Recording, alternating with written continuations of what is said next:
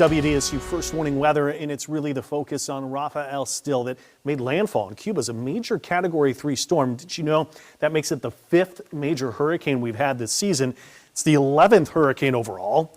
We've had 17 named storms. Went back and looked at our WDSU first warning weather forecast at the beginning of the season, and we are right on the money with the current forecast of where we stand. There was the landfall that came. Watch the definition, the eye wall that moved right on here too into Cuba and right near the country's capital of Havana here too. We'll have to see how they've dealt with recent power outages in this storm. Category 2 status and then making westward track and still maintaining that Category 2 status all the way to the end of the week. But you can see this is well south of Louisiana now. That is some of the best news, but we could still have some possible impacts from that system before it completely weakens down to a tropical system, tropical storm, or even weaker than that. Hurricane alerts still up for Cuba, tropical storm alerts up for Key West. Those are the only alerts that we have for any land at this point.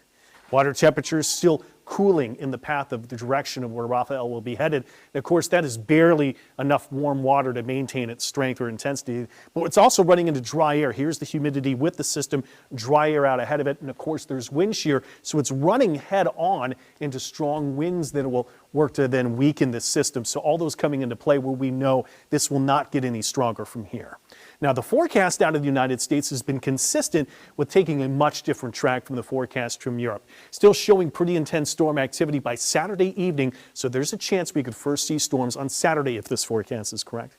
But the storm weakens greatly before it makes landfall potentially going into this weekend, Sunday into Monday. But that's a completely different path from the forecast out of Europe, and I was showing those spaghetti plots a little bit earlier. This latest forecast actually wants to take a turn west. It's a lot slower over the weekend and then making landfall to Mexico. Hardly doesn't bring us any rain at all. It could bring still some storm surge, or not storm surge really, but rather coastal flooding. We'll get in a minute. But another wave of tropical humidity in a front. That would really be our next effective rain chance after the influence of this system is gone. It's been the Bermuda high that tracked that storm north through Cuba right now, but the developing bubble of high pressure influenced by the developing storm in the southwestern U.S., this is what puts the wind flow to track that system west, and really that's the one that takes hold with a pretty good strength to push it away from us, which is a good thing. So the takeaways with what we're finding now is the track will be well south of us, but there still remain this heavy rain potential if we get those leftovers to track over us. The likelihood for that is more into Sunday, but we could still find some rain beginning as soon as Friday, then going into Saturday and Sunday too. Saturday rain, LSU anyone? It could be there, but right now it looks to be a low chance. Record highs Gulfport.